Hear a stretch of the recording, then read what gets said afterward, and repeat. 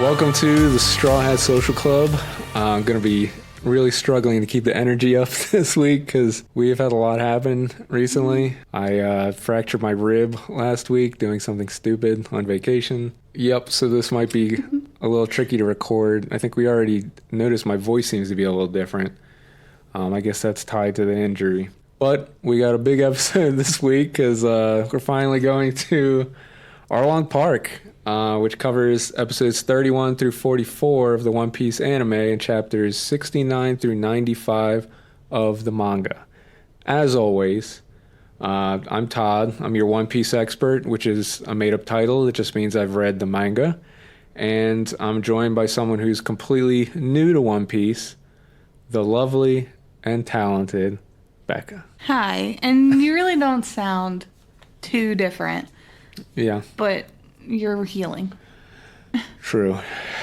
Yeah, so we're going to try our best getting through this one before I have to lay down. But yeah, this is a really big episode because Arlong Park is traditionally seen as like the first major arc in the series that I think this is kind of like the make or break moment for most people when they decide whether they are on board the One Piece train or not. I can say I definitely, when I was first reading it, this was definitely the point where I was like committed and I was totally into the series. I don't know how you felt because I know I built it up a lot beforehand. Well, I guess I can save that for the end episode. Sure. On this. I'll get into it then, but...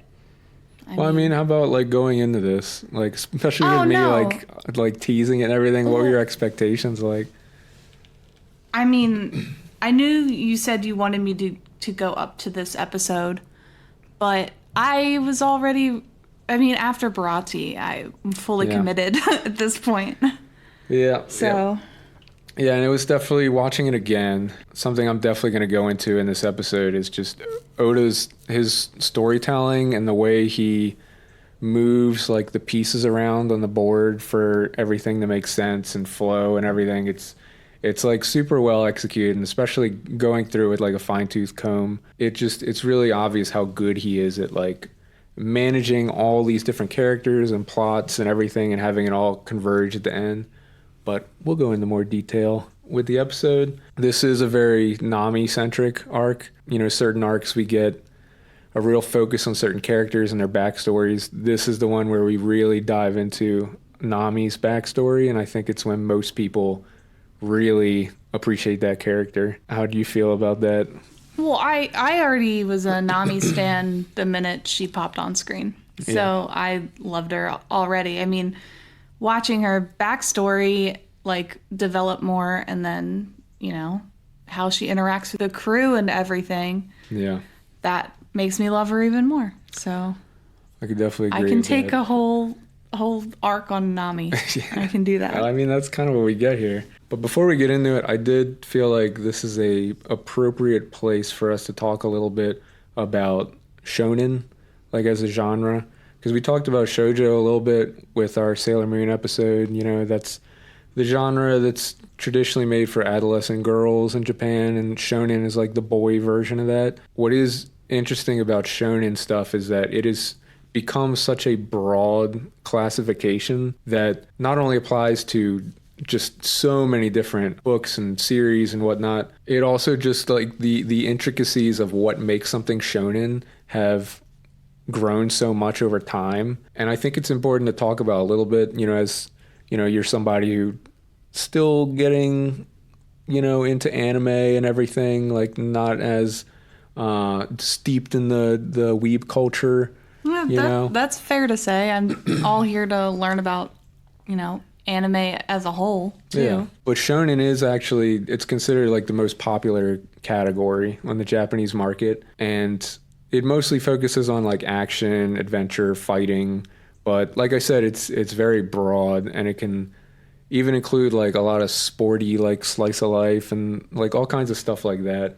And I was even reading that like it's really more robust and wide reaching than you might even think, because there's like a lot of a big female audience that gets very into like homoerotic subtext between male characters and stuff like that. Yeah, so it really appeals to kind of everybody.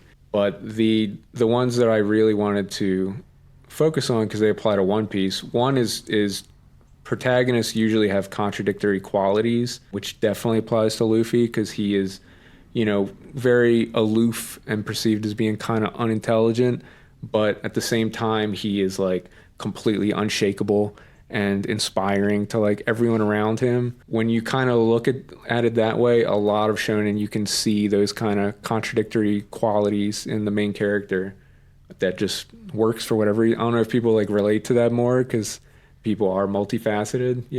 But the other big thing is with shonen, since it tends to be really focused on fighting, a lot of times it centers around fighting like stronger and stronger opponents with a system to gauge like power levels and power scaling. This is like a whole side of the anime fan base that it feels like it goes a little deeper than I want to go. Oh, okay. What is power scaling?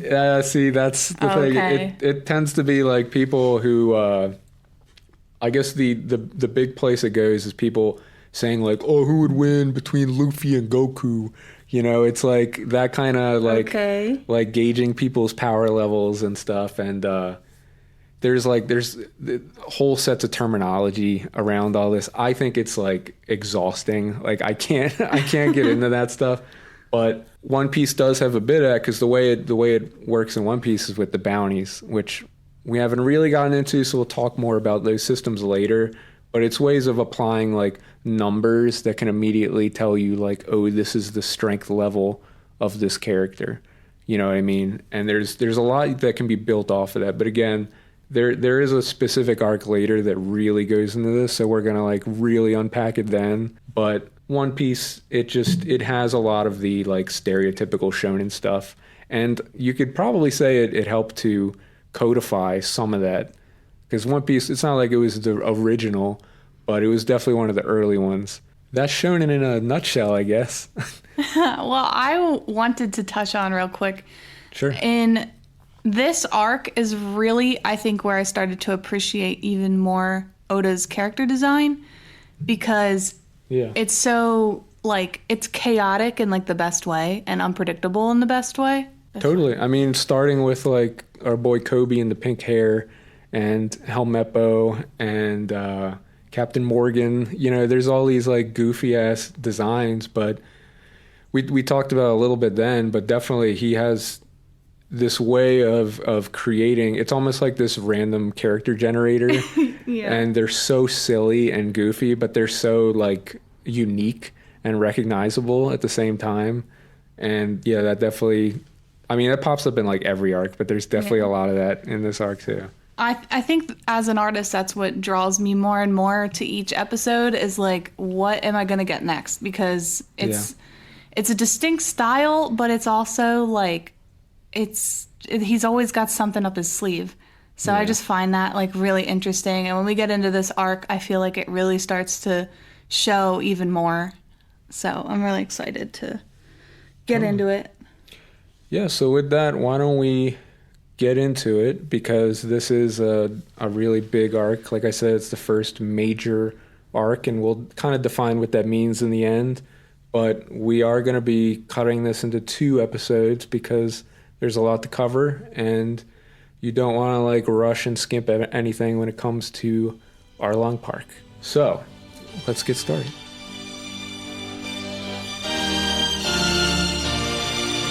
So sorry, it's so hard when you're talking and then there's a scratching sound. So when this arc begins, we have Luffy, Sanji, and Yusaku, who are sailing in pursuit of Nami, who had previously disappeared. She stole the merry-go, and they had determined where she was going, that she was heading for Arlong Park. And so they're going in pursuit. So we get a little exposition in the beginning, courtesy of Yusaku, who's kind of setting everybody up for what's to come. So we get introduced to actually a few different things here. One is, of course, the fishmen, because the person that they're going after here is named Arlong, who is this like feared fishman who's probably the strongest person in the East Blue now that Krieg's been defeated. Although let's be real, I don't think Krieg could have stood toe to toe against Arlong. But it does introduce us to this concept of this race called the Fishmen. I don't remember what your impressions were when you first started hearing about this. Did you just think it was gonna be like mermaids and shit? Yes, honestly, I did think it was going to be like mermaids, and the way the fishmen are portrayed, I was not expecting, but I still loved it. Well, there's even that joke when he starts talking about the fishmen, Luffy's like drawing like this, and it's like all these goofy, little pictures. But the fishmen in this world, I think this is one of the only like, fantasy kind of races in One Piece. And they're just people who are like part man, part fish, who have like all the strengths of like physically they're way stronger than human beings, and they're able to exist in the ocean thanks to their gills and their ability to swim really well. And it feels like they're almost like this antithesis to the devil fruits, because the devil fruits give you these special powers, but then you're completely vulnerable in the water, whereas the fishmen excel in the water and just innately have all this strength and power. But it is worth pointing out, again, to talk about 4Kids and the edits that happen there. I thought I had to mention this because it's so fucking funny.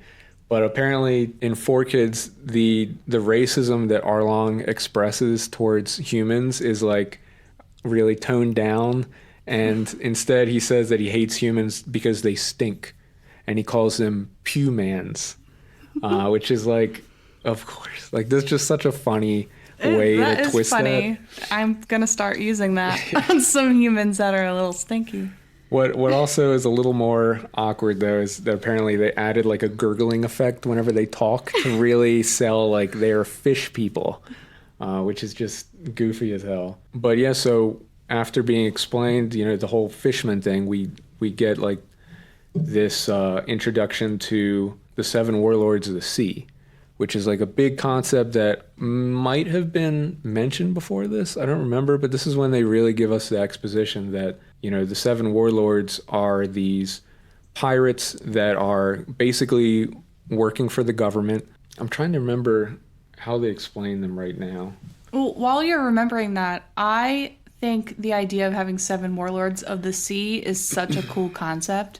Yeah. And like my mind just goes crazy with ideas of what they could be. Oh yeah, it helps to establish that like there are these really strong, really crazy characters out there, and you're wondering like what do they look like and all that stuff. And we were introduced to one, I don't know if you called this, but Hawkeye is one of the 7 warlords, which also sets up like the level of strength that they possess, because we already saw that Hawkeye is like on this whole other level. So you have to imagine if all the 7 warlords are on that level, like the Straw Hats are nowhere near that point, Yeah, and Hawkeye is just so cool. It wasn't even like, oh, look at this annoying boss coming up. He's just such a cool character that makes me even more excited of like what is the character design for all of these 7 warlords. Yeah, and he's very distinct. Like his look, his style, everything is very distinct. And we also get mentioned, this is something that really doesn't play into things until way later, but it's worth mentioning. He brings up someone named Jinbei, who is one of the 7 warlords of the sea. He's a fishman, and he has a relationship with Arlong. Like they work together. So we've already been hinted at this fishman character who's a 7 warlord, one of the 7 warlords living in the Grand Line. But the 7 warlords, I guess, I don't think they really go into it here, but it doesn't really spoil things to explain, just to give you some background. But the idea is that basically, this is an era where pirates are kind of running wild. So the government, their whole plan to try and keep things in check is by recruiting these incredibly strong pirates, giving them territory where they kind of have free roam to do whatever they want. And they in turn prey on like the smaller pirates to keep them in check and keep everything from going out of control. So there's a lot to be said. I'm sure we'll talk about this more in depth later, but I think that is like a really interesting system that the 7 warlords are given kind of protection, like the government isn't going to go after them in exchange for them basically being like lapdogs of the government. and maintaining this kind of order. Definitely a lot to comment on there, but yeah, like I said, we can go into it later once we are introduced to more of the seven warlords and those systems. So yeah, they're having this nice little exposition conversation while Sanji cooks them up some food and, reminds us why it's important to have a cook when you're on the sea instead of just starving all the time. As they're making their way to Arlong Park, we get a look at Nami, who finally arrives there. And what were you thinking about Arlong Park itself? Because I think it has a really cool design, like the big Japanese architecture that you see like looming in the background. Right, yeah. I mean, the design is great, and the way that they introduce the design of the village, like through the story, is really nice too. But it is interesting because when Nami arrives, there's basically like some child who shows up at Arlong Park, like ready to fight them all, and Nami kind of rolls up, and we get a moment that like kind of hints at where things are going with her character, because she doesn't show any sympathy. I think she like whacks him with her stick and just tells him to get the hell out of here. It's like very cold toward him. That maybe hints at like there's something going on with Nami's character that maybe we haven't been aware of up till now. I will say that with Nami's character seeming so aggressive in the beginning of this, I guess I just like always had faith that she had a reason. Yeah. And I think I keep that mindset throughout this, like watching this whole thing, is like she has to have a reason for acting like this. This isn't who she is. Right. So. Yeah, I think I had that idea too when I was reading it. But part of it's because she'd already been through so much with the Straw Hats, and you'd seen like those little moments with her.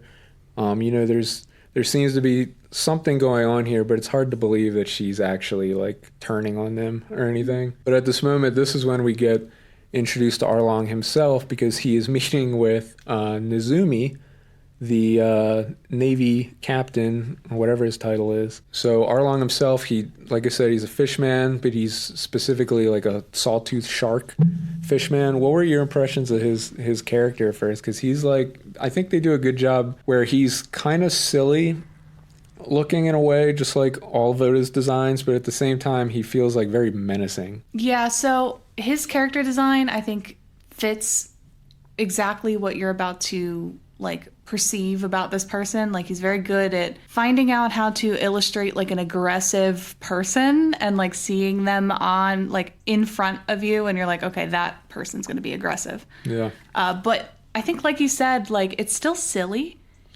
Yeah. But it still gets a point across. He looks dangerous. Yeah. But how did you feel about Nizumi by comparison? The little mouse Navy guy. Oh my God. He's so funny. That is such a fun idea, and I love it so much. Like, he's a cat person? Mouse person? Mouse. That's part of what's funny. I looked it up. I think Nizumi just means mouse. Oh, okay. In Japanese, so that would be the equivalent of just if we made a Navy guy whose name was Mouse and just everything about him was like a mouse. I think like that's what it is. That is exactly how every Navy Marine person should dress. They should look like a little mouse, and I think it would sell pretty well for the Navy. Well, I think his designs, especially when it comes to like the Navy people, it does seem to be like he takes one idea and it's like this is going to be their whole personality. So for him, it's like mouse. Yeah, I mean, that's A+ character design, so. Yeah, I mean, he's pretty funny. He even has like a little mousy laugh. Right. And everything. But they seem to have this unusual relationship. It's almost like, so I'll say when I was reading it and I was kind of taking in all that exposition, I thought that Arlong was one of the seven warlords of the sea, because they introduce it like right before this. And then you see they have this deal where he is kicking back money to Nizumi, and Nizumi's like looking the other way. So I was like totally thinking, oh, this is the seven warlord system. But he's not one of the seven warlords. This is like a whole separate thing.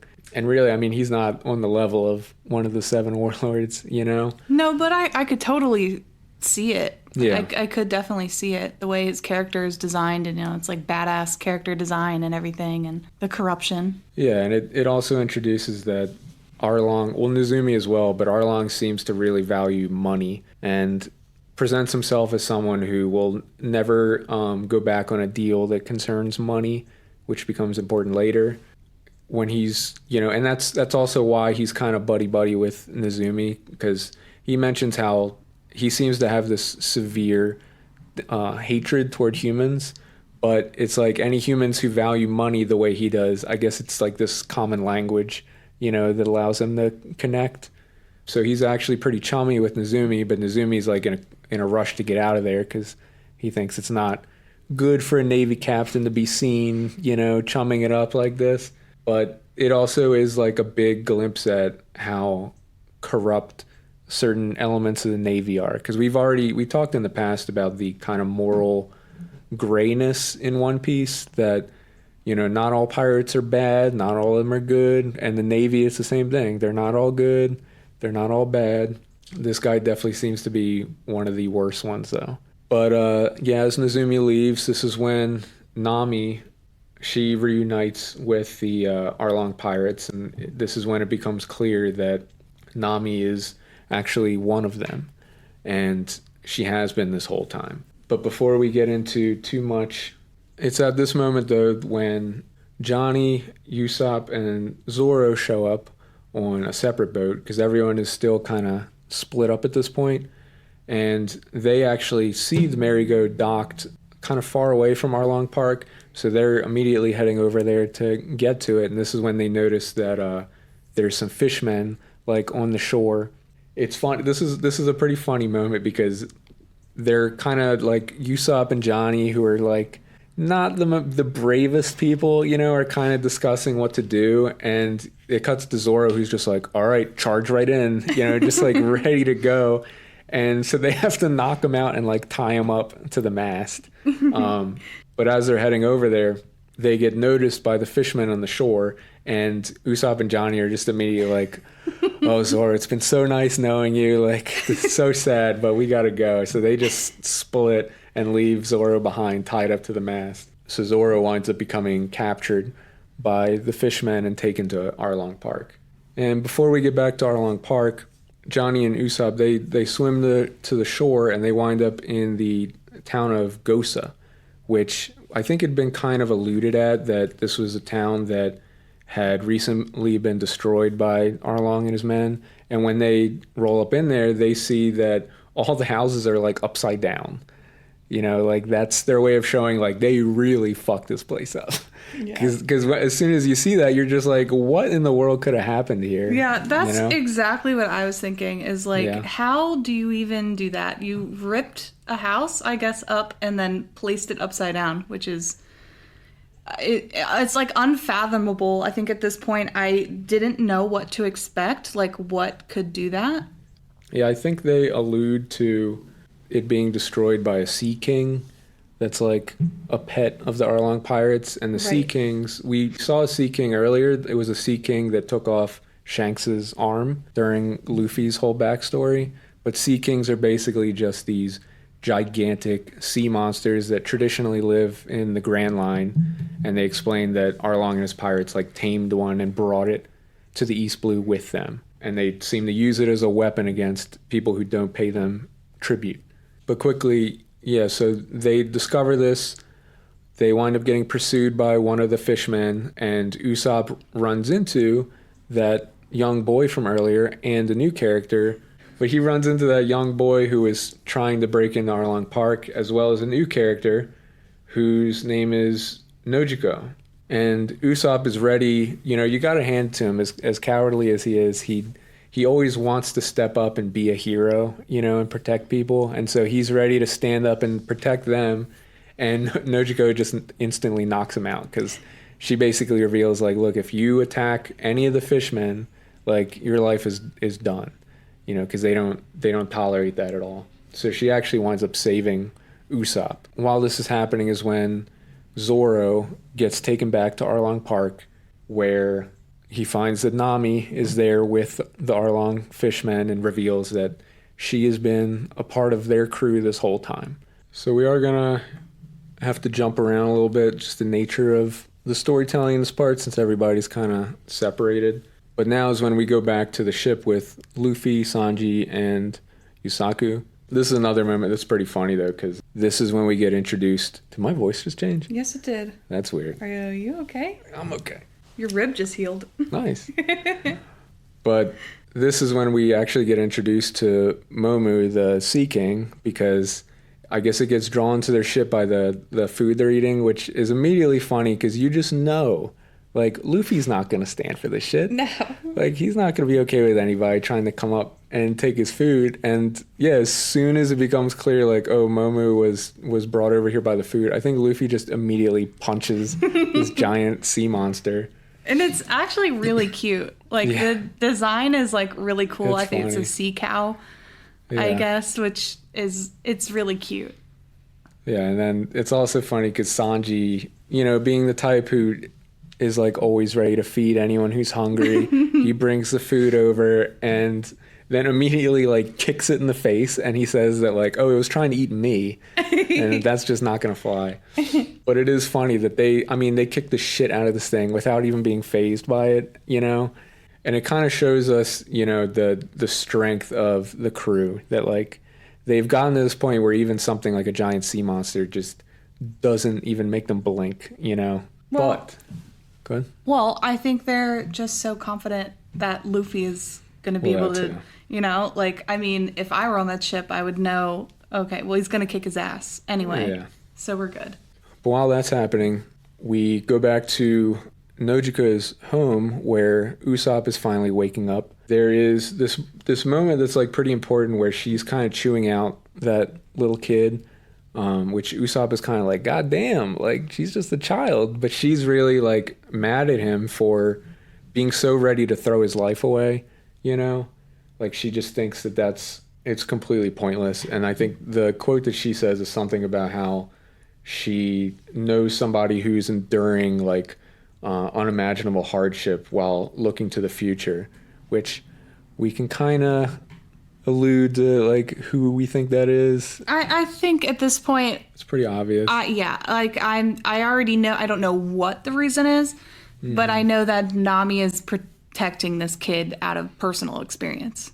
But we kind of get the idea that she's talking about Nami, and this is when she reveals to Usopp that Nami is basically like her adopted sister, and they've been living here together this whole time. But she also reveals that Nami is an officer in Arlong's pirate crew, which Usopp does not take very well. But this winds up being, like, a pretty important moment because Usopp mentions how, like, he can't imagine that Nami would turn on them after smiling so happily on their ship with their crew and everything.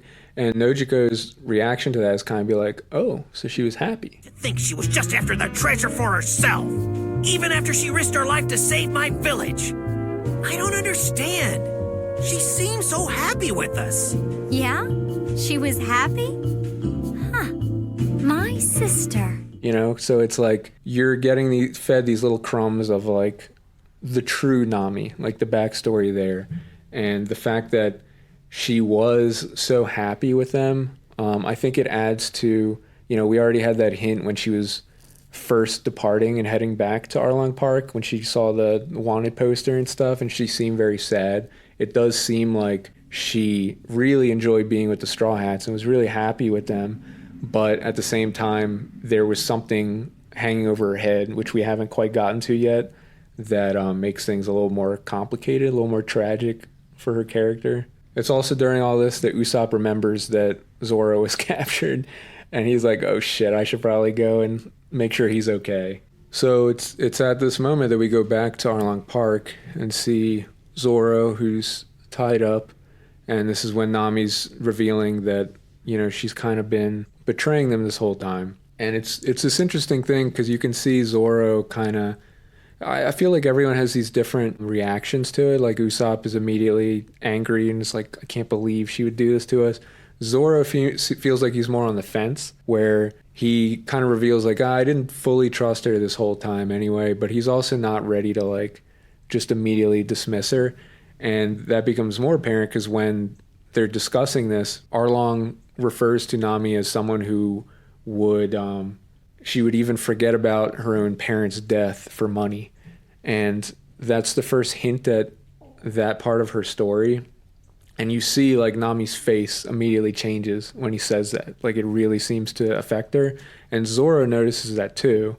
And he takes that moment to just suddenly jump into the water right behind them, even though he's all tied up. So everyone's like, oh, what the hell is he doing? He's just going to drown, you know, and they don't care. But Nami, she just can't let him drown like that. So she jumps in after him and saves him, which becomes a little moment where he kind of calls out like, oh, you're such a nasty pirate, you know, in this crew, but you couldn't let me drown, huh? And one thing I reflected on watching this is that the Orangetown arc almost kind of alludes to this happening. Because remember in Orangetown, she comes up with that whole plan to turn Luffy into Buggy. When Nami comes up with that plan to turn Luffy over to Buggy, you know, to kind of trick him and to act like she's joining his crew. Like it seems like she's very familiar with this kind of treachery, and she's likely been doing this for a long time with all these different pirate crews. But you'll notice even then, remember they are trying to be like, okay, well then if you're one of us, then kill him. And they like light the cannon, and she has to stop it because she can't follow through with that. This is another moment that's just like that. That feels like it's true to her character. Like they've already been kind of setting this up, you know? But yeah, and then after saving him, she just gets out of it by telling him, like, lock him up, I'll deal with him later, you know? And again, winds up kind of saving his life while still playing this double agent thing that she's doing. I will say that Nami's character, she knows how to save face just enough. Like she's very good in high pressure situations. Totally. And I think it really shows a lot in these interactions in Arlong Park. Well, a lot of this, you know, we'll talk about later when it gets revealed more in depth, but it does seem like she has a lot of experience with this. So this isn't like her first rodeo. I will say that this surprised me when I learned that she was part of this pirate crew. Oh, yeah. But not for a second did I think. I knew like she was doing, like there was no way this was like willing and part of her personality. Totally. Like still even in this moment I knew, especially when she saved Zoro. But this is when the fishman who is chasing after Usopp shows up and reveals that, you know, Zoro's not alone. There seems to be more people who are causing trouble here. So Arlong decides he's going to make a trip over to Kokoyashi Village, which is where Nojiko and Nami and all those characters live, because he says he has other matters to attend to, and so he'll basically kill two birds with one stone here. When Arlong heads to Kokoyashi Village, we get a little more background on like what life is like on this island, because the reason he goes there is to confront Genzo, who's another character we're introduced to. He's considered the headsman of the island, which makes him like I didn't like dig into this, but I mean headsman's usually like executioner, right? Like some kind of lawman. I think so. I was just about to ask you like what is a headsman, because I think you're right. I think it is like an executioner. Should have looked into that, but he does get referred to later as being someone who's kind of working with the government. But he definitely seems like somebody who's kind of born and raised here, definitely part of the community. I don't know what you thought of his character design when you first saw him, because he's like this older guy who's covered in scars with a pinwheel on his hat. Oh, yes. Yeah. But it seems like the matters that Arlong needed to attend to were someone was reported to be possessing weapons over here, and that apparently is Genzo. And part of Arlong's whole plan of subjugating all these little villages is that he's completely outlawed all weapons, because he thinks like just possessing weapons is enough to like inspire people to rise up, instigate, you know, that kind of violence. So he's ready to make an example out of Genzo. Like he's ready to just kill him on the spot in front of all the villagers, just to make it clear, you know, that his rules are completely set in stone. And this whole thing, Nojiko and Usopp are kind of watching from afar, and this winds up being an opportunity for Nojiko to kind of explain what's going on to Usopp, that these colonies, they all have to pay tribute to Arlong every month in order to survive. It seems like he is amassing all this wealth to fuel this fishman empire that he initially is planning on conquering all of the East Blue and basically subjecting everyone in the East Blue to the same system. But from there, he wants to see the fishmen take over the world, which definitely feeds into, but he wants to eventually take over the world. And there is an interesting moment where Usopp kind of reflects on like, well, wait, what would happen to Sear Village, my hometown? And I thought that was like an interesting bit of a character moment to remember where he came from. And, it gives these stakes for all the characters that are slowly being developed. And in Usopp's case, it's the idea that if Arlong is left to continue pursuing these plans, his hometown of Sear Village and all those people he loves and cares for are going to be subjugated the same way that Kokoyashi Village was. So it immediately creates some stakes for Usopp there. So essentially what Arlong is doing, is he doing like a subscription plan for this? That is like a total millennial way to look at it, I guess. But it's like, that's how I'm thinking of it, is like... Yeah, subscription plan for your life. Exactly. Yeah. I think historically it goes deeper than that, because I think this is a thing that happened, but that is funny that our millennial brains are like, oh, so it's like a subscription box. And we get a brief reference to Nami freeing Zoro now that everyone's like kind of left Arlong Park. She frees him and returns his sword to him and basically just tells him like to get the hell out of here. Back at Kokoyashi Village, as Arlong is preparing to attack Genzo, and I think he does get some hits in on him, the villagers are all like fired up and ready to fight back, and Genzo actually stops him and tells him like, if you wanted to fight them, you should have done it 8 years ago. At this point we've already committed to this life, and he implies that like they have this plan of just kind of dealing with it, accepting the hardship, and putting your faith in the future that someday somebody will save them from all of this. But Usopp, being one of the Straw Hats, when he hears this, he can't just let this go. So that's when he attacks Arlong from afar and makes it clear, even though he's like shaking the whole time and is like terrified, like he can't just stand by and watch this happen, which I think moments like this are really important to show like this is kind of what separates the Straw Hats from everybody else, that even, somebody like him who's so afraid of confrontation and getting hurt, he just can't stand by and watch this, But it is also worth pointing out that his attack did nothing to Arlong. So we're getting like hints at his strength, because we're getting told a lot, but now we're starting to see that, that Firestar attack did nothing. And he gets so angry, he just grabs the house that Usopp is on top of and like flips it upside down with his raw strength. And that part, go ahead. Well, I feel like Usopp here, he still gets an A for effort for trying. Oh, of course. Yeah. It does take his attention away from Genzo, so it does accomplish what he wanted. But it is also interesting to point out that here we start to see that even among the fishmen, Arlong is kind of an outlier, where there seems to be something more driving his hatred and everything, because the other fishman pirates are trying to like stop him and say, hey, like, hold on, like we're getting money from these people, we can't just kill them all, and they don't want him to go on a rampage and destroy everything like the other village, because they see these humans as like a source of income, so they're not as cruel as Arlong is, who Arlong is willing to just wipe them all out and doesn't care. It doesn't see the big picture as much, which definitely, it seems to imply that there is some source to this anger. And I did want to point out, like, I think this might be interesting to talk about, because you were not, like we don't get more backstory on this for a very long time.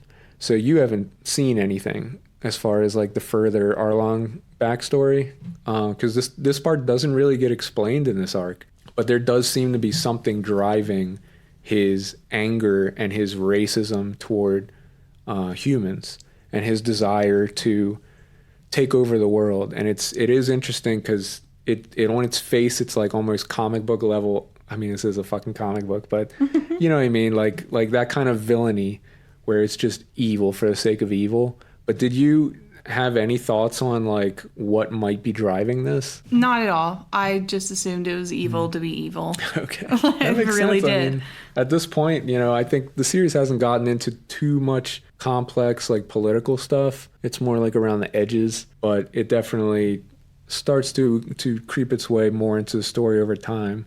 I think I would say putting a subscription plan to live is definitely very political. Well, yeah, that's true. It's just taxes. It is kind of just taxes when you think about it. Yeah. Did you just have like an awakening moment? That sucks. Yeah, it does suck. It's just taxes. Yeah, and so at this moment, Usopp's able to escape. He gets pursued by the fishmen. Nami shows up and sees, you know, the aftermath of what's happening. So yeah, at this moment, this is when Nami shows up to kind of see the aftermath of what happened. As Usopp escapes, he's pursued by a bunch of the fishmen, winds up eventually falling off a cliff very comically and getting captured by one of Arlong's officers named Chew, the kissing fish.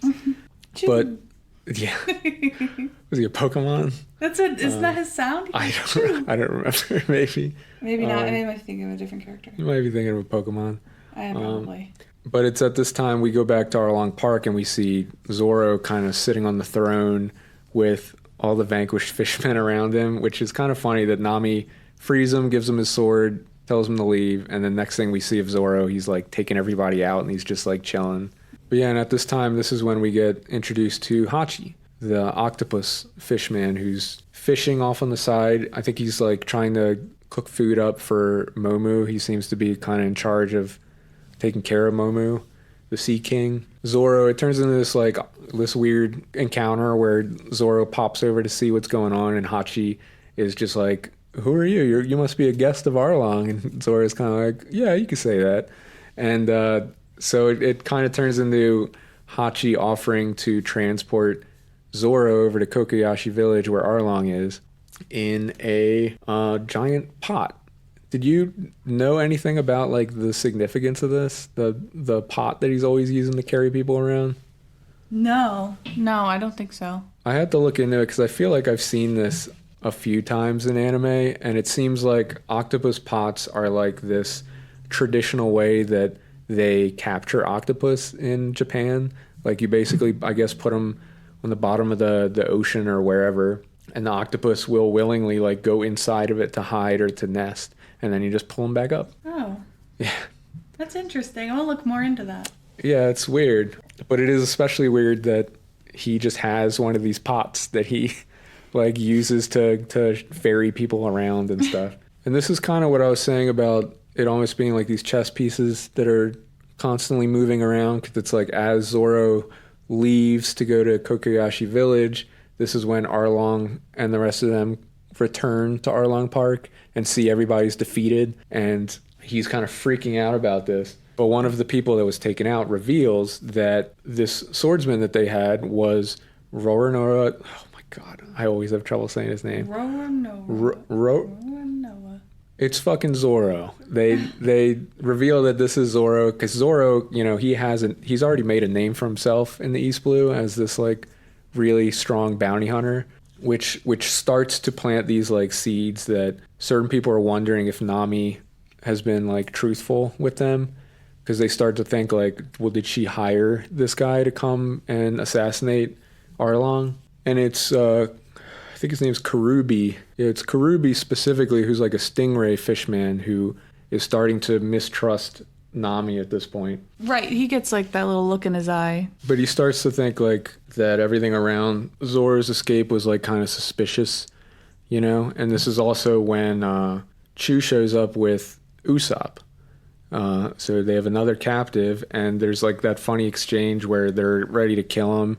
And he's like, no, if you keep me alive, Zoro will definitely come back to rescue me, you know? But it's during like all the suspicion around Nami that Nami herself shows up to defend herself, you know, to keep playing this game and pretending that she's working with them. But it is interesting because Arlong immediately is like, oh, I didn't doubt you for a second, you know, and it's because there seems to be something going on between Arlong and Nami that makes Arlong believe like there's no way that she would turn on us. You know, it's like he's got something on her, which hasn't been disclosed yet. But this also, it turns into another confrontation like Nami and Zoro, where Nami, I think she realizes now with Usopp in custody, she's not going to get away with, you know, the same thing she did with Zoro because they're already questioning her loyalty. So when Usopp tries to escape using like a smoke bomb, Nami, she's been with him long enough. She sees through it. She knows what he was planning, and she appears to stab him in the stomach, and he like falls into the water, and there's blood everywhere. I don't know. What were you thinking during this scene the first time you saw it? Honestly, like I already knew. I knew what happened, and I don't know if you want me to say, but like yeah. I just tell. I just knew that I was like, there's no way she actually stabbed him. Whenever we get to it, that I knew exactly what she did. Like I could tell. Yeah, but it is interesting, and I was happy about it. Oh, of course. Yeah, it is interesting because she reflects that, you know, he's about to basically ruin the plans that she's been enacting over the last 8 years, and she knows she has to like really step it up to prove her loyalty and, you know, protect, you know, what she's been working at this whole time. However, Johnny happens to be nearby and he sees this happen and he's immediately just like, holy shit, Nami, what the fuck? Like, he's just immediately 0 to 100. Like, I can't believe she's done this, you know, and is like ready to go back and tell everybody. And Johnny has the same emotional intelligence level as Usopp. Yeah, pretty much. I feel like if any other character besides Usopp and Johnny had witnessed this, it would probably be a little different. Yeah, and I think it's around this moment when Luffy, Sanji, and Yusaku finally arrive. They come crashing into the island because I think they hitch a ride onto Momu, you know, like attach their ship to him.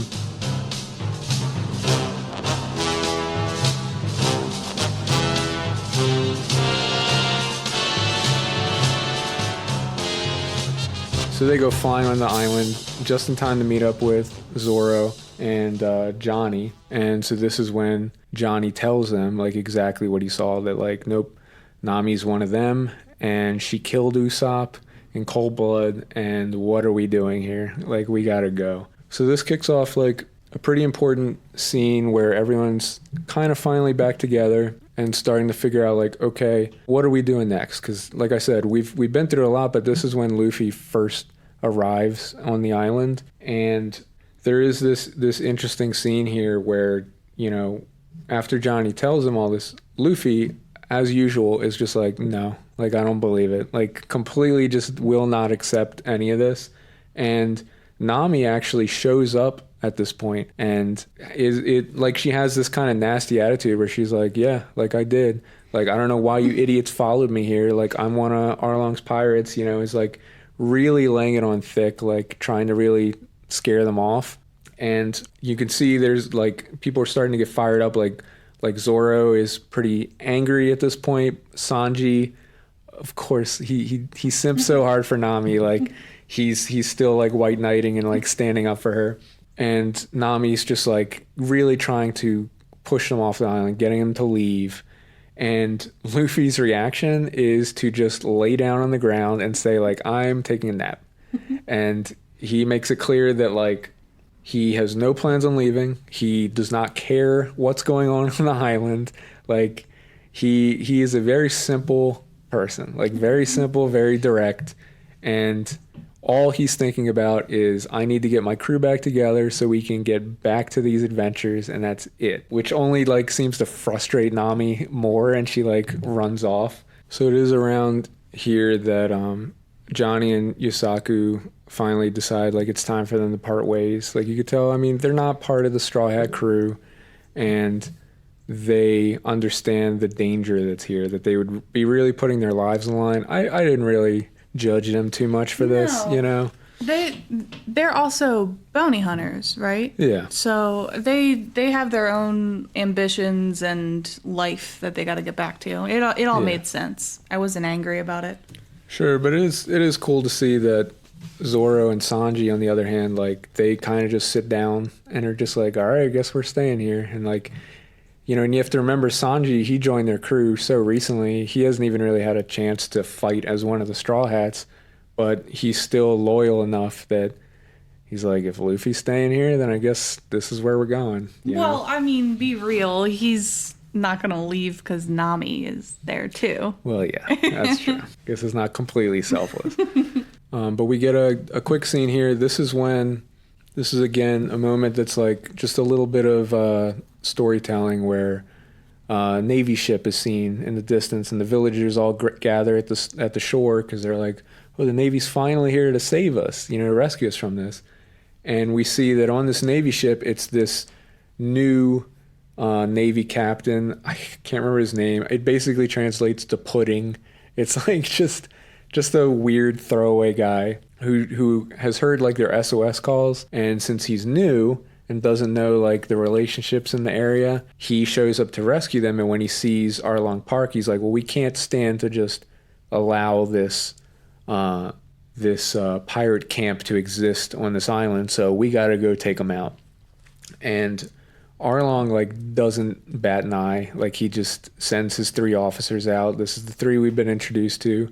Chew, the kissing fish, who can shoot water like bullets. We have Hachi, the octopus, and we have Karubi, the stingray fishman. And we get just a quick scene that shows like just how strong they are, because the 3 of them go and they just completely obliterate this Navy ship and like send it to the bottom of the ocean.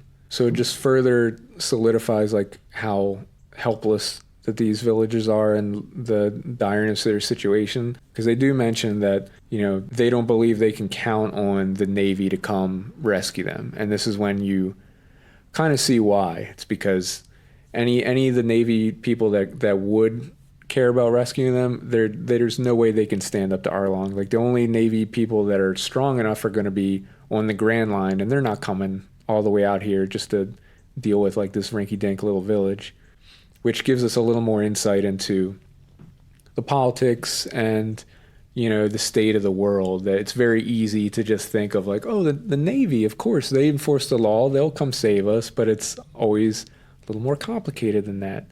Just a little bit more corruption.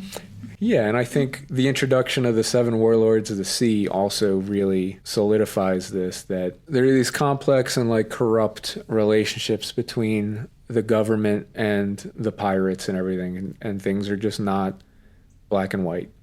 I did think it's funny that just before Usopp returns to them, there's like a fight between Zoro and Sanji, which is funny because throughout the series, the 2 of them definitely have like a rivalry. I feel like this is kind of where it starts, where Zoro is kind of questioning, you know, what to do about Nami and how she betrayed them, and Sanji is just like, don't you fucking dare talk about my Nami like that. And he even says like, because Zoro is kind of, as he's questioning things, Sanji mentions that like he sees the tears in her heart and he knows like there's more going on with this and everything, which is silly, but it also like, you know, he's not pulling that out of thin air. He's not wrong, you know, like, and Sanji is able to see that there's something more going on here that goes beyond his normal like simp brain. Yeah, and I'm 100% with Sanji here, you know, when they're all talking about this. And yeah, and it's in this moment that Usopp finally returns and he reveals what happened, that Nami stabbed herself in the hand to make it look like she was stabbing him. And so she actually saved him by doing that. And it's at the same time, tragically, that Nami makes her way back home to the house she shares with Nojiko, and she just starts like trashing the place out of frustration. Well, at this point, she's even in a more complicated situation than where her story begins. Yeah, for sure. And you can see like that inner turmoil that she's dealing with. Right. And she mentions to Nojiko that she's having trouble forgetting about those fun adventures she had with the Straw Hats. And Nojiko does mention, I think right after this, we'll say now, like, the term friend is like something that's so extra painful to Nami. Friends. That word means pain.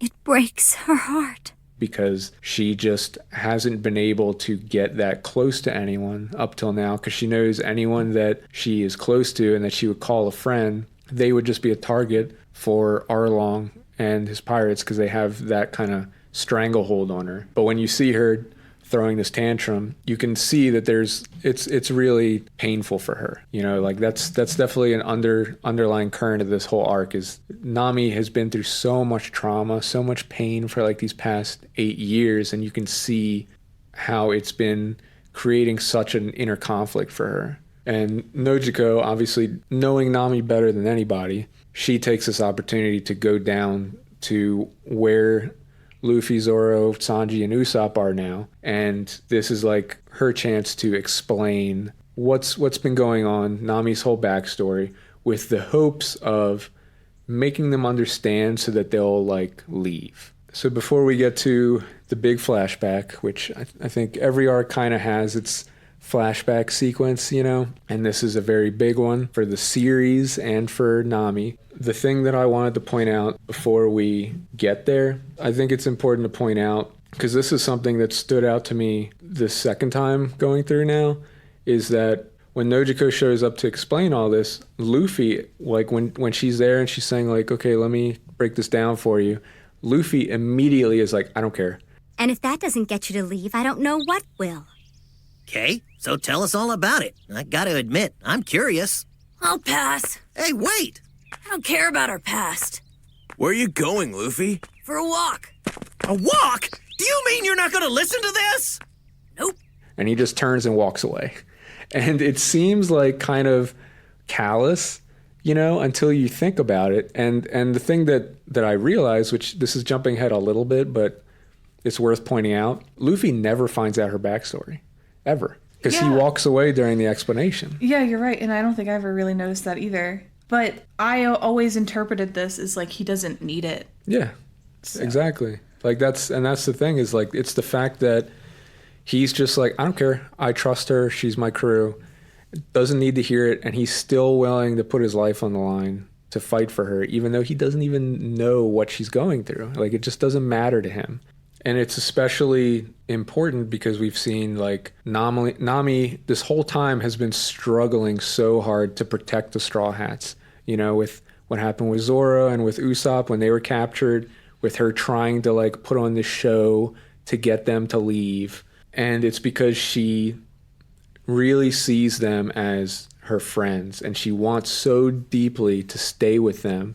She feels like she can't. And it's especially after like going through this and betraying so many other pirate crews, like this is the one you see as being the one that like is it's the thing that she struggles with the most. And the other thing that's worth pointing out is right before we get her backstory from Nojiko, this is when Nezumi shows up.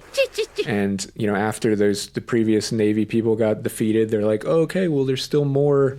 You know, there's another Navy ship coming to save us. And Nezumi is the one who shows up on shore. So I think as a viewer, we immediately realize, like, I don't think he's there to help you guys, you know? Yeah. And he immediately tells Genzo that he needs him to take him to Nami's house. So you know, like, something bad's coming.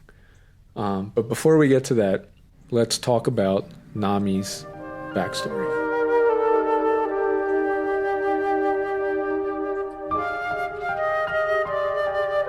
So as a child, Nami would regularly steal books from the bookshop in the village. She would get caught by Genzo, who would take her back home to her mother, Belmare, and, you know, try to chew her out. But Belmare, who's her adoptive mother, I thought it's funny because you can immediately understand where Nami gets her personality from. Because Belmare is, like, completely unfazed by this, like, doesn't care at all. And she even, like, makes some comment about, like, well, you know, maybe I could use my body to pay for those books. And you see Nami just cracking up in the background. But it is it is important to note that as soon as Genzo leaves, like, she immediately turns on Nami and is just like, what the hell's wrong with you for stealing? I think she, like, hits her upside the head, you know? So it's like she is instilling these good values in them, but she has this kind of rough personality. I mean, she's just like Nami, you know? You can see it so clearly. Oh, yeah. And the first time she's introduced, you're like, oh, that's Nami's mom. For sure. But you start to get this idea that their life here at home, like, they seem to be very poor. It seems like Belmare has these tangerine trees, like this whole orchard, which she uses for a lot of their meals. And I think she also, like, sells them to the villagers. Like, you have to imagine, can't make a lot of money doing that probably. And Nami, she's been stealing like this because at this very young age, she became interested in, like, drawing maps and sea charts and stuff, and she's teaching herself how to do all that and developing this dream of, like, charting all of the world's oceans, you know. And you see, like, when they sit down to eat, like, Belmare feeds her two girls, Nami and Nojiko, before herself and tries to play it off, like, very, like, I think we can kind of relate. It seems like a kind of traditional dynamic, you know, in a poor household. And there is the funny thing where she says something about her diet keeping her looking youthful, and Nami's like, yeah, but your hands are orange. She's like, shut the fuck up. But it does lead to a fight when Belmare is trying to give, like, these hand-me-down clothes to Nami, and Nami gets frustrated and says, like, I want my own clothes, you know, and it turns into this whole fight where Nami says, like, well, you're not even my real family. We didn't come from the same parents anyway. We're not real sisters, so who cares? Nami! You know, which feels like kind of the worst thing that you can say in this kind of situation. And it leads to Belmare slapping her out of anger. But it is important to point out that, like, it does feel very much like Belmare, this family seems very important to her, and you can tell that, like, she values this as, like, this is the family that they have built together, you know, that you don't have to be related by blood. And you can see how this kind of feeds into how Nami feels about the Straw Hats. You know, it's the idea of, like, family is what you make, you know, what you build, and you don't need those blood relations to be tight-knit that way. But she does, you know, I mean, she's a child. This is 8 years ago.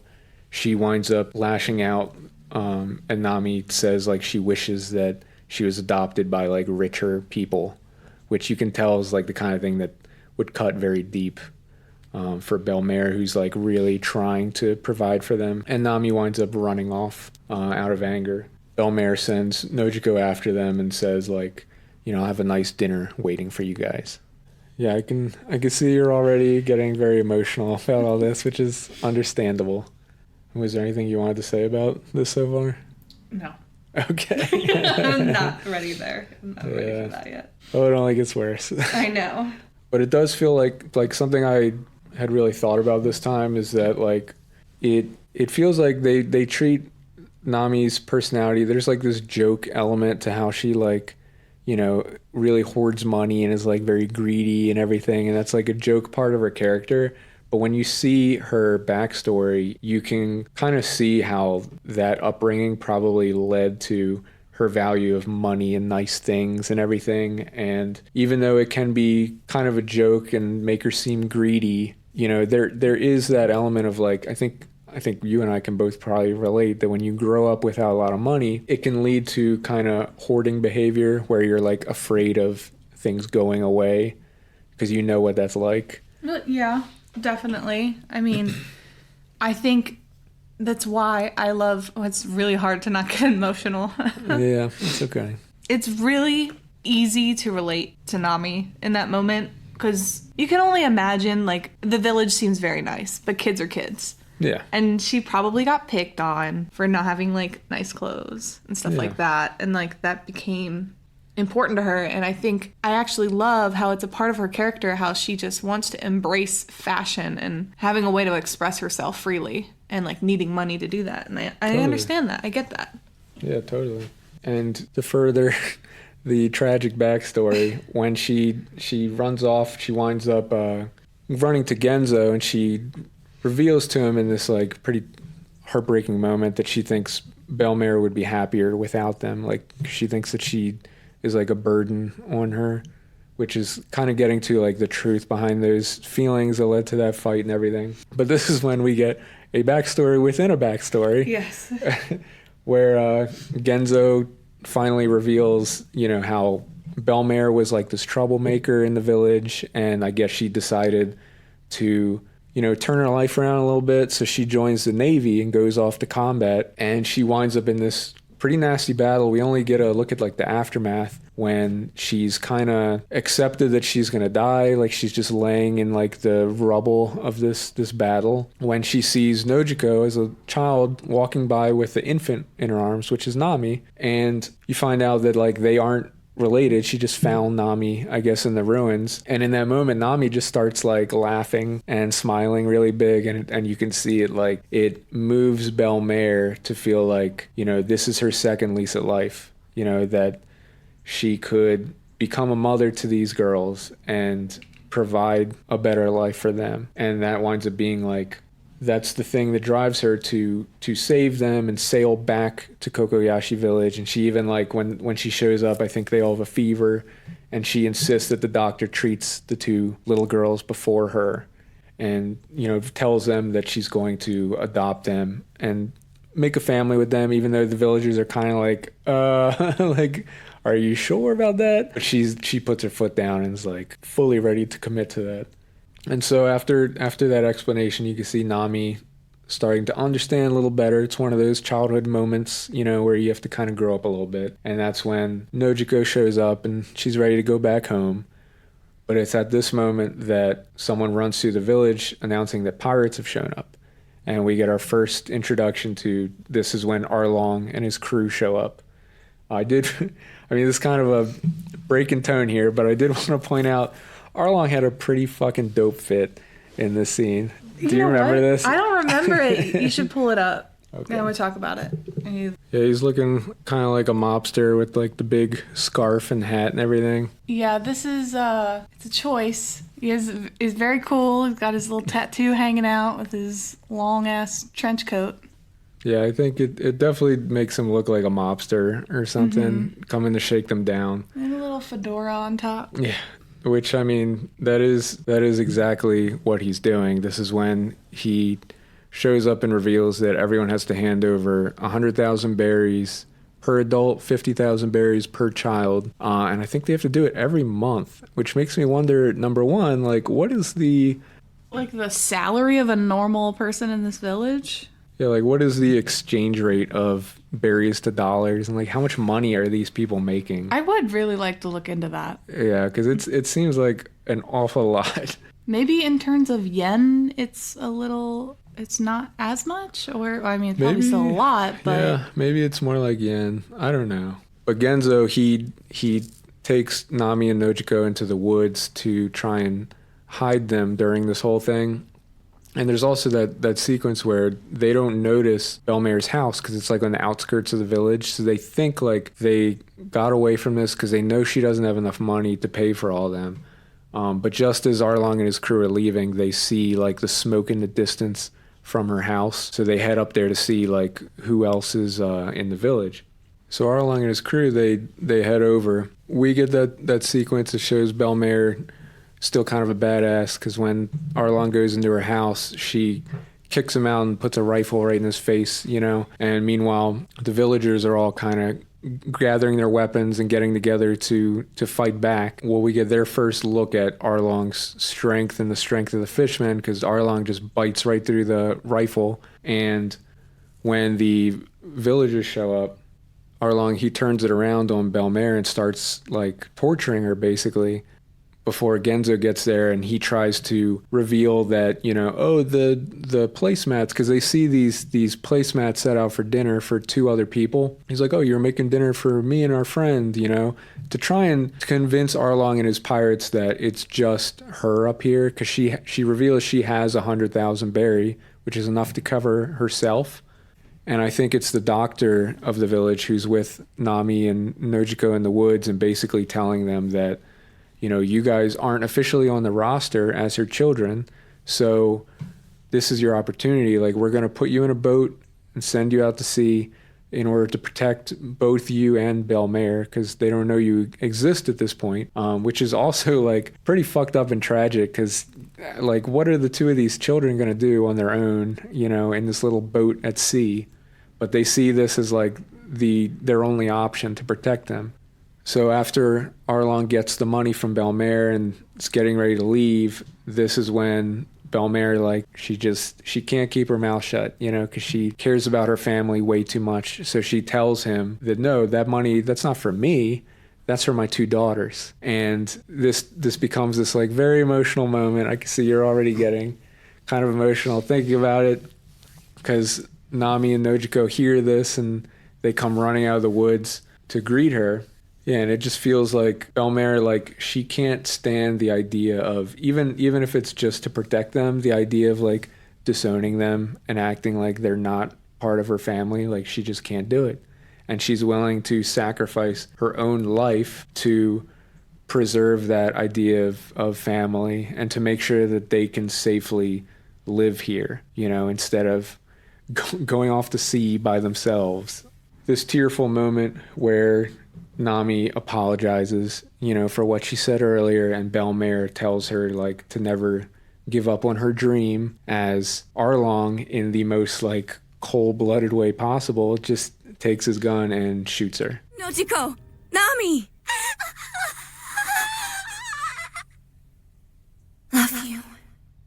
Which shows that, like, Arlong, they're not playing around with this. Like, it really gives us these stakes that if you miss even one payment, that's all it takes. And this is also, it's important to note, like, the villagers, they show up with their weapons, they're ready to fight, and Arlong is just like, just get rid of them. And the fishmen are just so much stronger than them that they easily subdue all the villagers. Even more tragically, they discover all the sea charts and everything that Nami had been drawing. So Arlong sees this as like an opportunity to make use of her. So he immediately like takes her and establishes that like she's going to draw the sea charts for them from now on. And Genzo, being the great dude he is, he tries to step up and stop Arlong, and that's how he gets like all those scars on his body, because they just brutalize the hell out of him.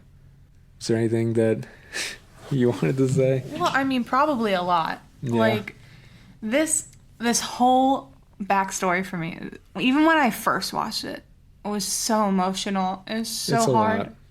I think not even just the fact that it's completely tragic, and I'm sure people are confused as to why I'm like so emotional about this, but just like watching a parent die is just so hard. Yeah, I know. And I think when I first saw this, it was very, very... I apologize to anybody listening. Oh, it's okay. It was so hard to watch this, and then watching it again was still just as hard and brought up all those raw emotions. And I just felt for Nami and Nojiko so bad. Yeah.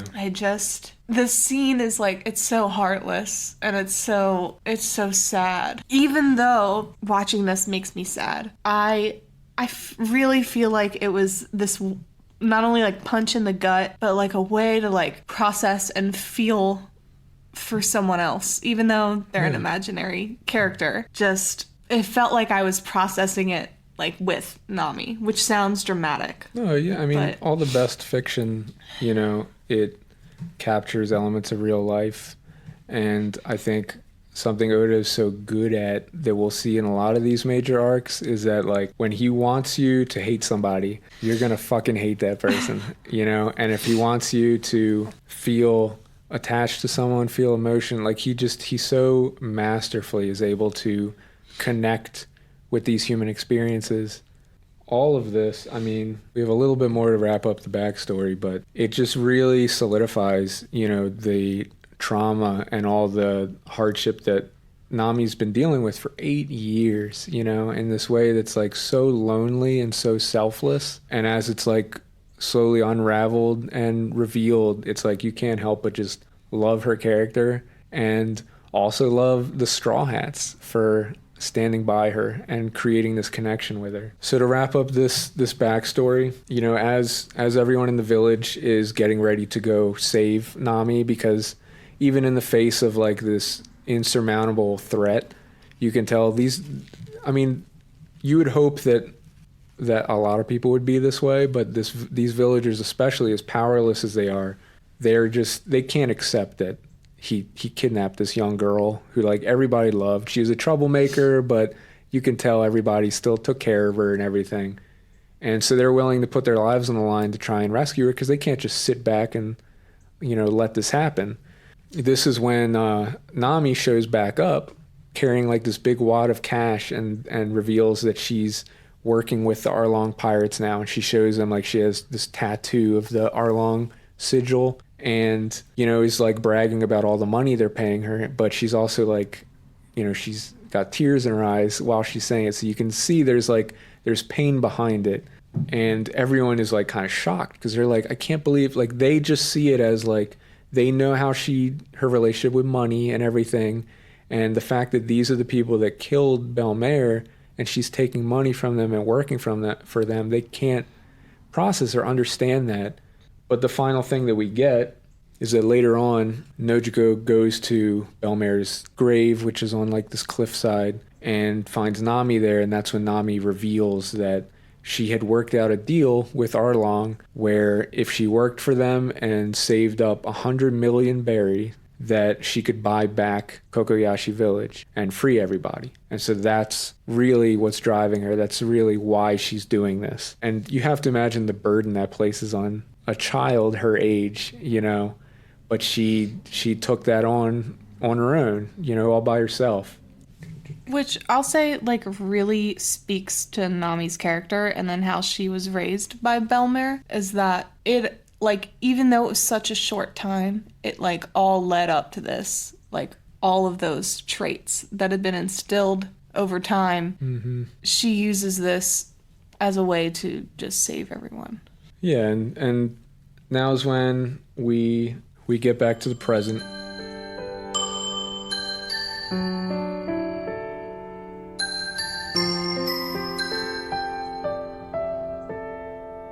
And Nojiko makes it very clear that, like, she wanted to tell them the story in order to dissuade them from fighting, to not only make them understand, like, there's no way they can stand up to Arlong.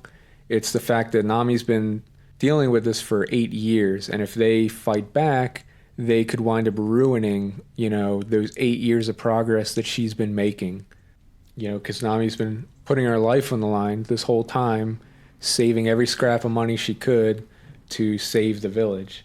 And meanwhile, back at the house, Nami's reflecting on how I think she has 93 million saved now, so she only needs 7 million more, and she thinks that, like, all it's going to take is one more voyage, and she'll reach that goal. And this is when Nezumi shows up looking for the money, which this it feels like it's like putting the dagger in and just twisting it in your gut, like really driving home, you know, the tragedy of all this. Because I think watching it, it's pretty obvious from the get-go that Nezumi was sent there by Arlong. Like, did you pick up on that watching it? I don't know if I did at first. Oh, yeah? I don't think so. Well, he starts looking around thinking that she has all this money saved there that she stole from pirates.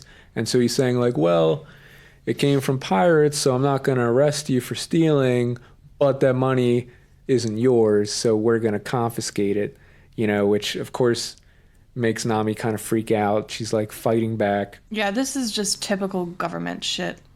Yeah. It makes me more angry. And Nami gets very angry because she can't believe. She's like, why are you focused on getting this money instead of saving us from Arlong? It is a very good question. Why Yeah. are you so focused on getting all this money instead of saving us? Is a really good question to ask somebody. Yeah, and they're trying to dig up the tangerine trees, which are like, you know, this thing left from Belmare, so Nami can't handle that either. But this is when Genzo is also there, and he's also trying to stop them, but at the same time he's trying to keep Nami safe, he doesn't want her to do anything that's going to endanger herself. But there is like a pretty heartbreaking moment where Genzo reveals to Nami, like, this whole time Nami's been playing this part. You can see with what she did with the Straw Hats, trying to scare them off. And you can tell she's doing the same thing with the villagers, acting like, because whenever she would come around, they would all like slam their doors and disappear, like she's this outcast. But Genzo reveals, like, oh, from day one, Nojiko told us about what you're doing. And they had decided to keep it secret and not tell her that they knew, because they felt like if you knew that we knew, you would feel more obligated to keep doing this. You wouldn't feel like you had the option to run away, which is just even more heartbreaking for Nami, that like they were fully okay with sacrificing all of their lives if it meant Nami could be free. Well, I think that's just a really beautiful thing. Yeah. Oda, again, very good at grabbing the nuance on situations. Oh, but I think the big clues to start to make Nami realize like that maybe Arlong isn't being truthful with her is that number one, she says something to Nezumi about like, I don't think Arlong would be happy with you messing with one of his officers, and Nezumi's just like, I don't think he'd care, and just keeps going. But then he also offhandedly says something about finding 100 million berry, and Nami's like, how do you know how much I have? And Nezumi's just kind of like, oh, like, just kind of laughs about it. So she starts to be clued in that like the Nezumi and the Navy, they were tipped off by Arlong. So she's been betrayed. And when they...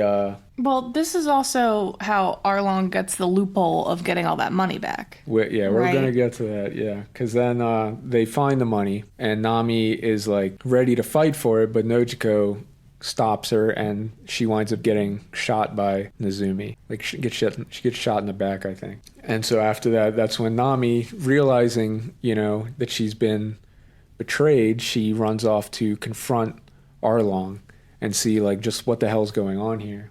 And this kind of really, it's kind of like the final nail in the coffin that, because when she confronts Arlong, he just plays dumb about the whole thing, but at the same time, he makes it clear, like, well, if you lost out that money, I guess you just have to start over. Tells her, like, if she doesn't keep working for him, he's just going to kill everyone in the village. And it just really, between her learning all that and reality setting in that like she's powerless, there's like nothing she can do about this, and knowing that like the village knows about their arrangement, and they, even though they're okay with sacrificing themselves, like it just makes it that much worse that she would be turning her back on them, so it really puts her in this horribly tragic position where it's like she really, there's nothing she can do. Like Arlong, he never intended to honor this deal, and he, when Nami leaves, he even tells him like, oh yeah, I'll let her go after she charts all the world's oceans. Like that'll only take a few decades.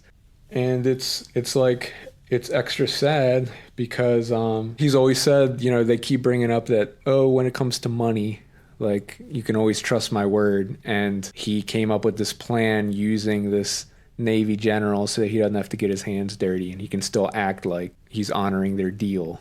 Right, and all of this at the sole purpose for him to get his sea charts. Yeah. Just using her. The final build-up, because we're really barreling towards a classic scene, which I think is considered to be one of the most classic scenes in all of One Piece. Because when Nami, she runs back to Kokoyashi Village, she sees that the villagers, they are all getting ready to go to battle. Because at this point, they have accepted that, like, Arlong, he's not going to play fair. He's going to always play dirty. And as long as they are trapped here under his thumb, Nami is trapped too. Like, she isn't free to leave or do anything. So they're, like, getting weapons together, getting ready to march on Arlong Park, thinking, like, they're completely fine sacrificing their lives if that's what it takes to free Nami. And, of course, Nami's trying to stop them, but they have really set their mind on this. And you can see, like, that's just even more tragic for Nami. Like, she's about to really lose everything. So there's the scene, the classic scene where she is left all by herself in the village and is just so tormented and frustrated by the powerlessness in this moment. And she takes like a knife and starts stabbing the Arlong tattoo. And I distinctly remember, because this scene still gives me chills every time I see it. But I remember the first time that we watched this together, it was like, the buildup is so brutal. I mean, you've been like, it really is. You've been in tears just like remembering all this. And I remember when it came to that I feel like that's when it really comes to a head, when she's just in the dirt crying, stabbing this tattoo, and it's pretty violent. I remember you looked at me and you were like, what are we watching? Like, this is horrible. Like, you were so like I was emotional. a mess. Yeah. And I remember, because I had read it, I remember saying to you, like, hold on, like, this is what One Piece does. It breaks you down so that it can lift you back up. And right as I said that is when you see Luffy, like, his silhouette pops up, looking down at Nami. And Nami is, like, telling him, like, I thought I told you to leave. And he's just like, yep, you did. He's like, I thought I told you, like, you can't beat them. He's like, yeah, you said that. And you can see Nami is finally at the absolute end of her rope. And she just turns to him with, like, tears streaming down her face and just says, help me.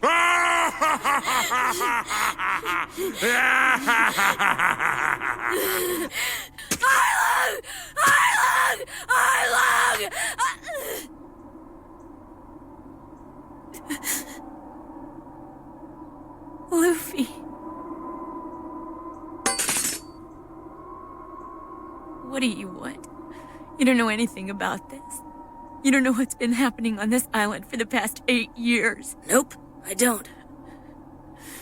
This has nothing to do with you. I told you to leave this place. Yep, you sure did. So leave! I told you to leave! Get out of here! Get out of here now! Go! Go away! Go! Go! Go!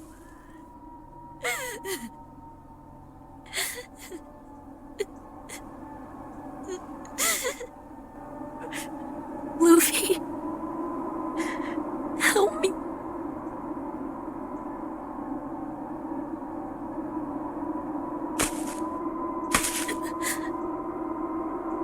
Of course. That's what friends do.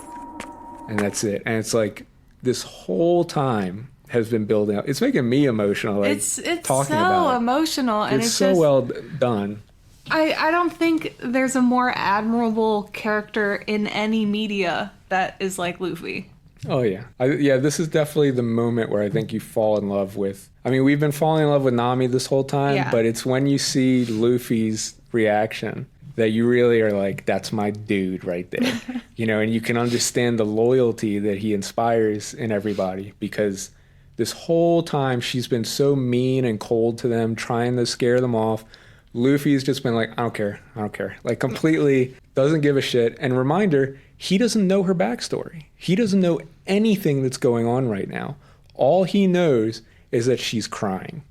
And so when she finally breaks down and says, help me, he just immediately takes his hat off, puts it on her head, and says, like, of course I will, like, yells it out. And she also has this moment, like, she reflects on all those times when she saw, like, how valuable that hat is to Luffy. And he just puts it on her head and walks away, like, entrusts it with her. And then we get another One Piece classic when Luffy's, like, walking toward Arlong Park. You just see, like, Usopp, Zoro, and Sanji sitting around just, like, bros. And when they see Luffy coming up, they all get up and do, like, this serious walk as they're heading to Arlong Park. And you're ready, like, they are going to fuck some shit up. And you are so ready at that point. Let's go. Right. It's so well done, like, everything leading up to this point, because you can really, this is kind of like the final climax of the East Blue. And so everything from Romance Dawn has been, like, building up to this moment. And you see that, like, the stakes that are at play here, like, if they lose, like, not only are all the villagers going to lose their lives, but Arlong and the fishermen are going to take over all of the East Blue. Like, they are really the last line standing between the East Blue and, being under this iron fist of Arlong and his men. So there are these really massive repercussions for this, and it also is going to give them the chance to prove if they are ready for the Grand Line, because the Grand Line's been getting built up this whole time as being this whole other thing that's so much more dangerous than anything they faced. And it's like, if they can't defeat Arlong here, there's no way they're ready for that. So the stakes are massive, but they're fully ready to lay their lives down, for these people, which we can kind of quickly touch on, because we've talked about the morality of the Straw Hats and pirates in this world, and this idea that for them, I think what Luffy is looking at is like, hey, one of my crew members is crying right now, and there's this super badass guy over there I gotta beat up, and if I beat him up, it just proves that I'm like that much stronger, and I am going to be the king of the pirates. And that's all he's thinking of. But at the same time, big picture, he is saving so many lives. Like, he's unquestionably a hero right now, even though he would never see himself that way. And it's another thing that's so great about Luffy's character.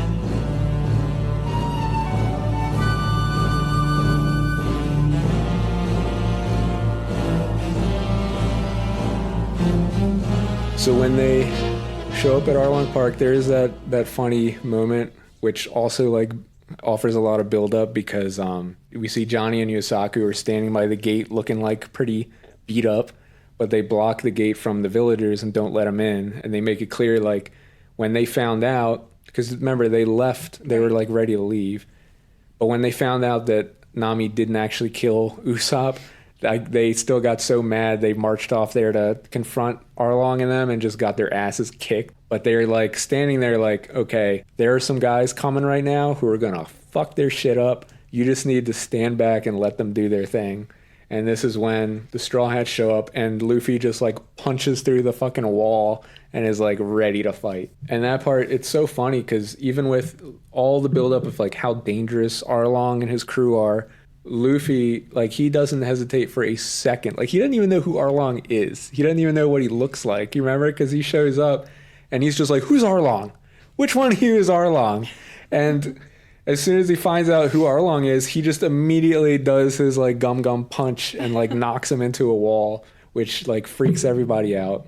So as they're all panicking, a bunch of the fishmen try to attack, and this is when Zoro and Sanji step up and like fight them off, because it's been established the Straw Hats are all about, the one-on-one fight, and this is kind of how they can step up and help Luffy, because Luffy ultimately, his job is to take out the enemy captain. That's it. So they're kind of there to like get everything out of the way so that Luffy can fight Arlong one-on-one.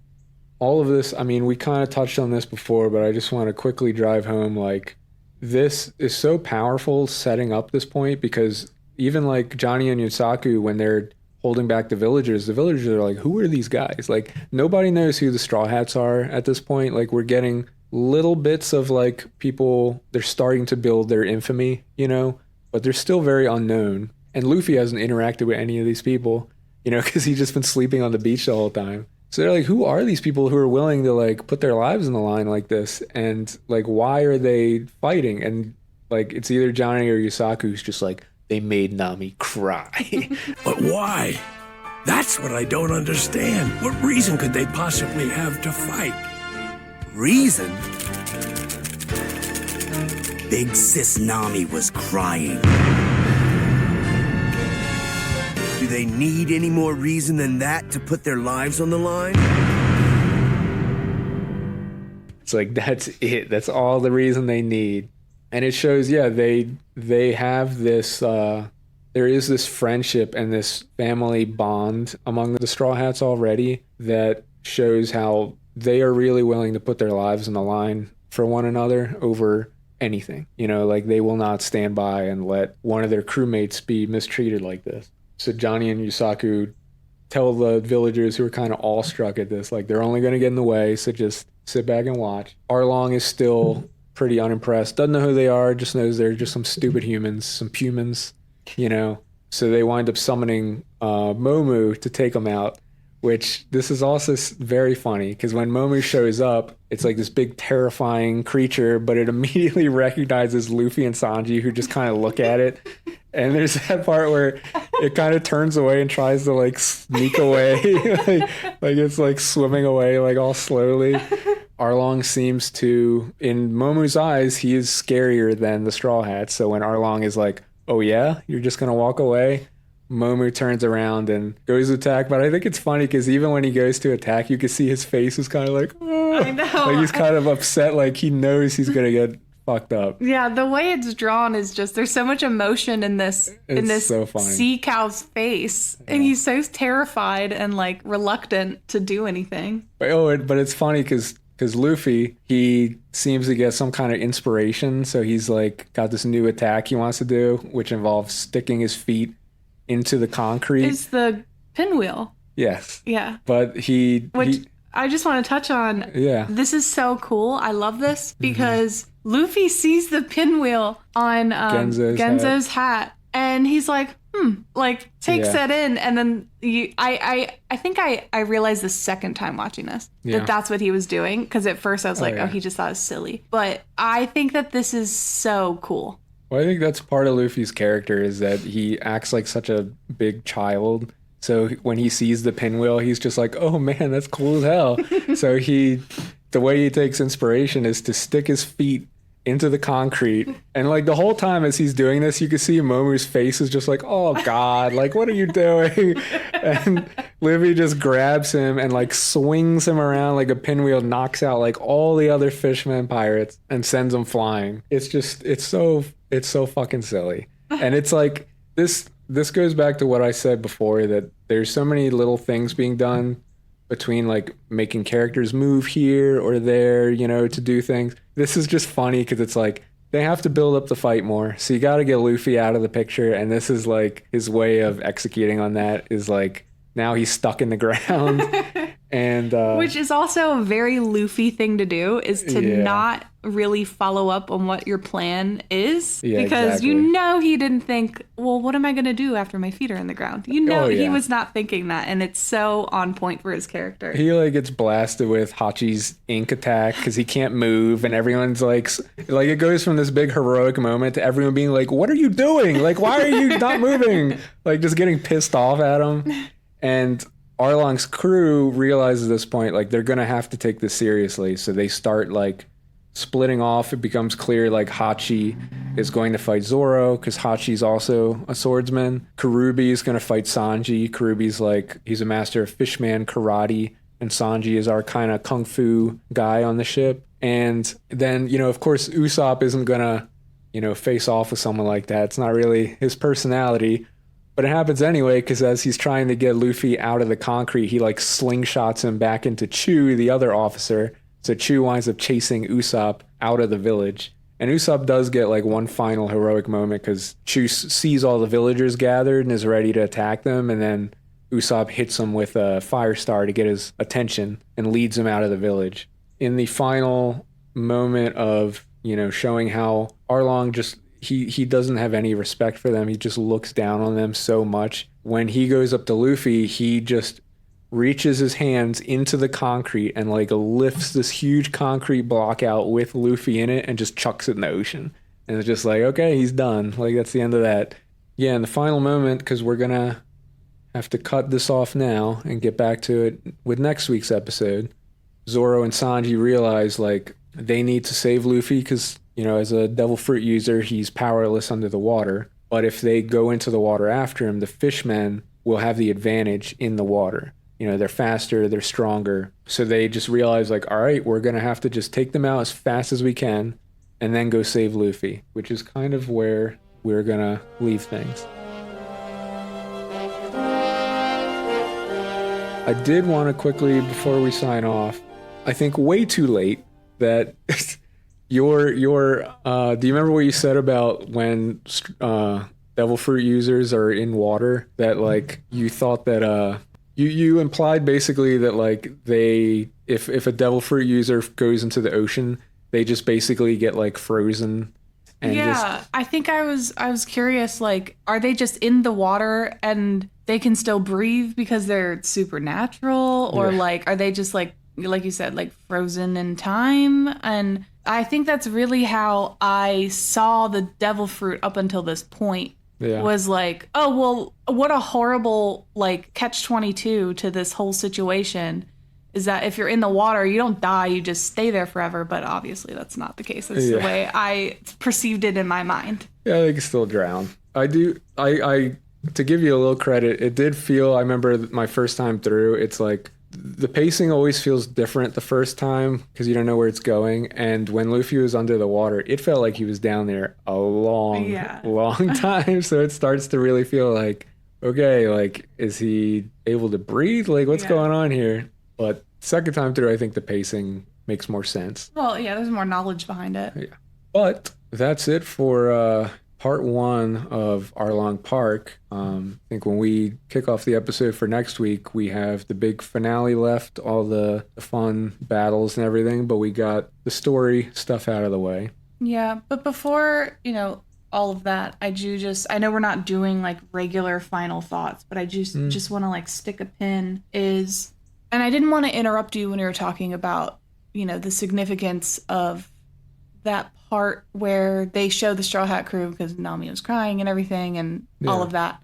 I just want to say that the way the Straw Hat crew is like formed and how loyal and how everyone has their own part and like it's just this, like you said, like a friendship that's like family. It so truly reminds me of your friends. Oh, yeah. It does. And it makes me emotional thinking about that.